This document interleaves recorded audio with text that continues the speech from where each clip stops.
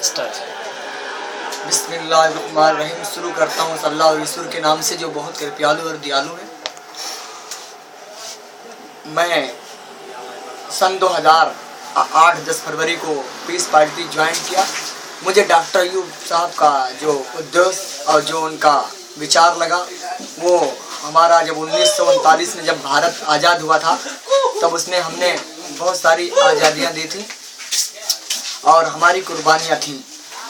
और तो जब 1947 में जब हमारा देश आज़ाद हुआ तो 1949 में जब हमारे देश का संविधान बना, जब हमारे देश का संविधान बना उसके बाद 1949 में संविधान बना। 1950 में प्रथम प्रधानमंत्री हमारे पंडित जवाहरलाल नेहरू जो बने और प्रथम वजीर दाखिला सरदार वल्लभ भाई पटेल बने। और जब अपना संविधान बना था 1949 में तो हमारे मुसलमानों को 15% रिजर्वेशन दिया गया था, दलितों को 9% रिजर्वेशन दिया गया था। तो इस आधार से इंडिया के अंदर 542 मेंबर पार्लियामेंट की सीटें थी, जिसमें से हमको 107 सीटों का हवाला मिला, यानी हमको 107 सीटें आरक्षण यानी हमको उसका वो मिला कि उस पर हम लोग संसद भवन में 107 संसद लेकर पहुंच सकते थे। जब पंडित जवाहरलाल नेहरू ने, सरदार वल्लभ भाई पटेल ने देखा कि 107 मेंबर पार्लियामेंट में जब मुसलमान पहुंचेंगे तो हमारा हाल क्या होगा, तो इन्होंने सबसे पहले बैठे और ये हमारा आरक्षण काट दिया और हमारा हक छीन लिया, हमारे साथ नाइंसाफी की। और आज हमको उसी का ये सारा भुगतान भुगतना पड़ रहा है, क्योंकि आज हमारे पास आरक्षण नहीं है। आज हम लोग एकदम बेकार हो गए हैं, हमारे पास कोई चीज की नहीं है। कल हम लाल किले के अंदर बैठकर उंगली के इशारे से पूरी इंडिया को चलाते थे, आज वही हमारी कौम एक भिखारी, इंटरनेशनल भिखारी बन गई है, जो आज गली गली में कहीं पे तो पिंचर की दुकान, मोहम्मद अली खान पिंचर की दुकान, कहीं बस स्टॉप पे मूंगफली बेचने का काम। और चंद जो 2% हमारे उत्तर प्रदेश में जो यादव समाज के लोग हैं 4 मर्तबा मुख्यमंत्री बन चुके हैं और मुसलमान 32% है और अभी तक उनका शोषण किया जा रहा है, चाहे वो समाजवादी पार्टी हो। हम समाजवादी पार्टी के बारे में कहना चाहते हैं, समाजवादी एक समाजवादी नहीं है, एक परिवारवादी है। और ये बहुजन समाजवादी पार्टी के बारे में मैं कहना चाहता हूँ, बहुजन समाजवादी पार्टी जो है ये दलित की नहीं है, ये दौलत की है।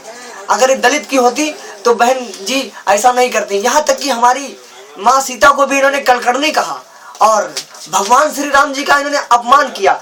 जब भी कोई भी वहाँ पे मीटिंग होती थी, विधायक भवन के अंदर मंत्रिमंडल में कोई भी बैठक होती थी, कोई भी काम होता था, सबसे पहले अम्बेडकर की मूर्ति के माल्यार्पण करें, चाहे वो सतीश चंद्र मिश्रा हो, चाहे वो नुकुल दुबे हो, चाहे वो मन्नान खान हो, कोई भी हो।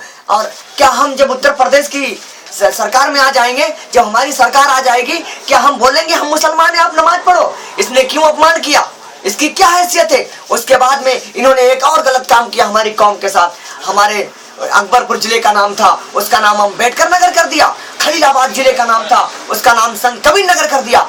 ए नसीमुद्दीन सिद्दीकी, तू क्या कर रहा था? तेरे को क्या इसने बेहोशी की सुई लगवा दी थी? अबे नसीमुद्दीन सिद्दीकी, ठीक है, इस बात का तुझसे मैं बदला जरूर लूंगा, क्योंकि तू अबकारी मंत्री बना बैठा था, तूने दारू पी थी, इसलिए तुझे होश नहीं था। क्या मायावती सीतापुर का नाम बदलकर मायावती नगर नहीं कर सकती थी? क्या मायावती रामपुर का नाम बदलकर काशीराम नगर नहीं कर सकती थी? क्यों नहीं किया? क्योंकि भगवान श्री राम जी के मानने वालों के लीडर थे, उनका परचम था, उनका झंडा था, उनका डंडा था, और हमारा तो कोई नहीं था तो एक अभिकारी मंत्री था, दारू मंत्री था। आपने सुना होगा कि उत्तर प्रदेश में सन 2009-8 में, कुछ डेट नहीं बराबर याद आ रहा है, कि आपने सुना होगा कि रात के 12 बजे घर से निकल जाओ नहीं तो पत्थर के हो जाओगे। सुना था ना आप लोग ने? वो बात एकदम सच्ची थी। एक्चुअली क्या हुआ, उस दिन मायावती जी का जन्मदिन था और मायावती जी को सारे लोग देने आए थे तोहफा। 11:10 पर बहन कुंवारी मायावती जी को तोहफा दिया गया। तोहफा देने के बाद जैसे ही नुकुल दुबे ने तोहफा दिया, सतीश चंद्र मिश्रा ने तोहफा दिया और मन्नान खान ने तोहफा दिया, नसीमुद्दीन सिद्दीकी ने तोहफा दिया बहन कुंवारी मायावती जी को। और मैं मायावती जी बहन क्यों बोलूं, मेरे अब्बू बहन जी बोलते थे, मैं तो बुआ जी बोल सकता हूँ ना भाई लोग।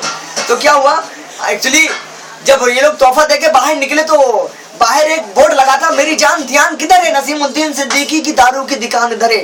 तो सारे मंत्री जंत्री लोग ने वहां पे बैठकर दारू पिया। दारू पीने के बाद इनको नशा चढ़ के बोले चलो लखनऊ घूमने चलते हैं। शहर में गए तो वहां अच्छा नहीं लगा, बोले चलो अम्बेडकर गार्डन चलते हैं। जब अम्बेडकर गार्डन में पहुंचते हैं तो वहां पे हाथियों का झुंड इन्हें नजर आता है। हाथियों के झुंड नजर आने के बाद क्या होता है, बहन जी खड़ी हुई दिखती हैं। तो नसीमुद्दीन सिद्दीकी बोलते हैं बहन जी जय भीम जय भीम। बहन जी बोल नहीं रही है। उसके बाद सती चंद मिश्रा बोलते हैं बहन जी जय भीम जय भीम। बहन जी बोल नहीं रही है। नसीमुद्दीन सिद्दीकी की चढ़ के दारू बोली, गया दाहिना पांव पकड़ा, बोला बहन जी जय भीम जय भीम जय भीम। बहन जी नहीं बोल रही है। नुकुल दुबे गया, उसने बायां पैर पकड़ा, बोला बहन जी जय भीम नहीं बोल रही है। उसके बाद नुकुल दुबे ने हाथ पकड़ा, बोले बहन जी जय भीम। बहन जी नहीं बोल रही है। तो नसीमुद्दीन सिद्दीकी ने अपने आप मोबाइल निकाला, अपनी बीबी के पास, अपनी औरत के पास फोन लगाया, ऐ मेरी बीबी, ऐ मेरी पत्नी, घर से बाहर निकल जा। बोले क्यों? बोले बहन कुंवारी मायावती को मैंने 11:10 पर तोहफा दिया था, वो सही सलामत थी और 12:10 पर पत्थर की हो गई है और तुम भी पत्थर की हो जाओगी। चलो घर से बाहर निकल जाओ। इसी के साथ मैं इस वाणी को विराम देता हूँ। मोदी के बारे में अरे वो काम कर रहे हैं मोदी के बारे में आज हमारे तुम्हें बाद में रुको। बोलते हैं आज हमारे दिल्ली चापट सब इधर उधर घूम रहे हैं, भटक रहे और हैं। किसी दिन मना रहे हैं इसका? पूछने वाला नहीं है। और चलो अच्छा अपना एकदम उस तरीके से उधर से दबाव पड़ रहा है ना यार। एंडिंग करो अपना बहुत अच्छी तरीके से बोल के। इसी के साथ मैं इस वाणी को विराम देता हूँ और मैं मोहम्मद अजीम खान, पीस पार्टी जिला कोऑर्डिनेटर डिस्ट्रिक्ट हरदोई, और मैं नेक्स्ट वीडियो में किसी को इंशाल्लाह आपको नेक्स्ट वीडियो में दिखूंगा। और आप लोग से गुजारिश है कि दुआ की दरखास्त है कि कौमे उम्मतिया और मुस्लिमिया को आप अल्लाह के हुक्म से, जैसे अल्लाह के रसूल सल्लल्लाहु अलैहि वसल्लम ने बद्र के मैदान में जो जंग की थी, अल्लाह के रसूल सल्लल्लाहु अलैहि वसल्लम अगर चाहते तो जंग नहीं करते, क्योंकि 313 थे।